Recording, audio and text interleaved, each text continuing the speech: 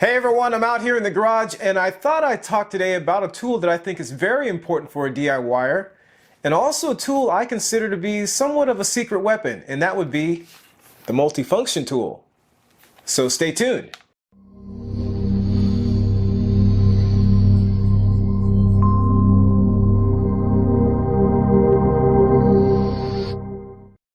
So if you're new to the channel, I just want to welcome you here and hopefully you'll consider subscribing if you like what you see. Also, check out DIY Apprentice on Instagram, Twitter, and Facebook. I post lots of pictures and videos on those platforms before I post anything on YouTube.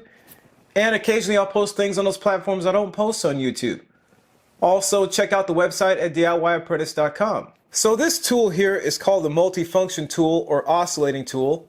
I think anyone who does a lot of DIY projects probably has seen or used this tool. And so what I thought I'd talk about today is how I use this tool. So let's get into it. Alright, so this is my multifunction or oscillating tool that you've probably seen many times on the channel. This one happens to be a Chicago Electric, so a Harbor Freight brand.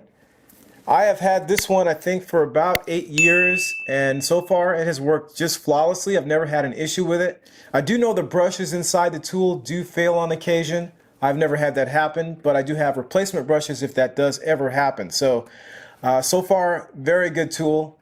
Use it all the time.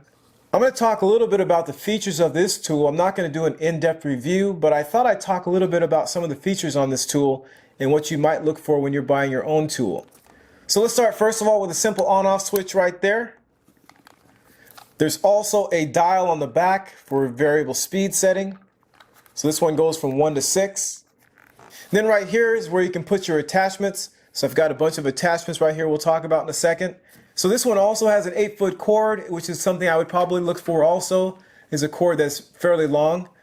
Then you can see back here, this one has a sleeve for covering the cable, which helps to keep it from getting pinched. So that's another thing I would look for in an oscillating tool. So what are some of the uses of a multifunction or oscillating tool? You can see right here I've got several blades right there that are used for cutting. These are all bimetal, so wood and metal cutting blades, and typically that metal cutting is for like sheet metal. That's something you can use these for. I have used these mainly for wood cutting. I don't use them much for anything else. And you can see the different sizes and shapes.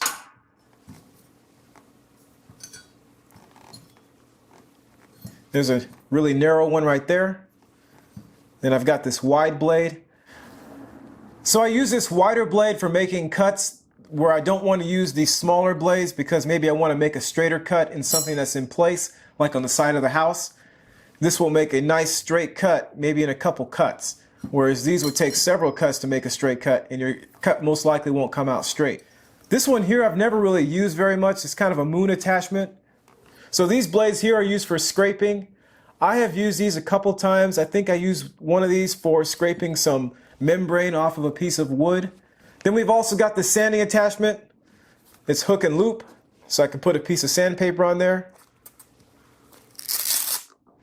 That works really well. So this sanding attachment happens to be Craftsman, and I'm able to use that with this tool here. There's a lot of these universal kinds of attachments that work for a lot of the really popular oscillating or multifunction tools. So as an example, this happens to be a fine blade for the fine multifunction tool that I'm using with the Harbor Freight tool. So that's really cool. That's one thing I really like about this. I don't have to worry about buying attachments that are made specifically by Chicago Electric. I can get all sorts of different attachments that are made by various manufacturers. Let's talk a little bit about putting various attachments on this tool. So on the end of the multifunction tool, there are 4 studs. You can see that this blade has multiple holes on it. So what that means is I can actually configure this blade for various positions. I can use it straight like that. I can pivot it around, use it in that angle, and just keep going around the clock basically. You can also put the blade on like this, and I'll use it typically if I want to cut a nail under, like for example, a piece of siding, and I want to get under that siding. I'll use it in this configuration where the blade is up. You can also turn it like this. So any instance where you may have to have the blade like this, you can do it that way. So how you put the blade on here, put it on like that in the configuration you want. Then I have this washer here. It's got a concave shape to it. Put that on top. Then there's a screw right here Screw that down. I usually do that by hand first to make sure everything's nice and tight and secure. And then I take the hex key, put that in, and then just turn really hard. That's it, it's ready to go.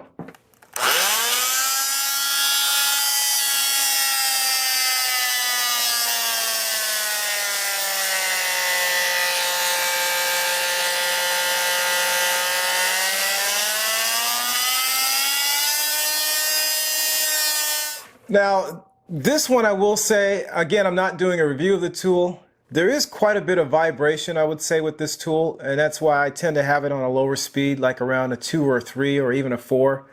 If you get up too high, around 5 or 6, it is a little bit hard on your nerves, I would say. But this is a fairly cheap tool in comparison to the other tools that are out there. So that's kind of something you'd have to deal with, I guess, with this tool. But I have had no issues using it. I usually wear a pair of gloves when I'm using it just because there is a little bit of vibration. And then one thing, of course, when you're talking about safety with this kind of tool, you want to make sure that you unplug it before you change out any of the attachments. All right, so there you have it. There's a multifunction or oscillating tool, just a great tool to have around. So hopefully this information was helpful, and thanks for watching. See links in the description below.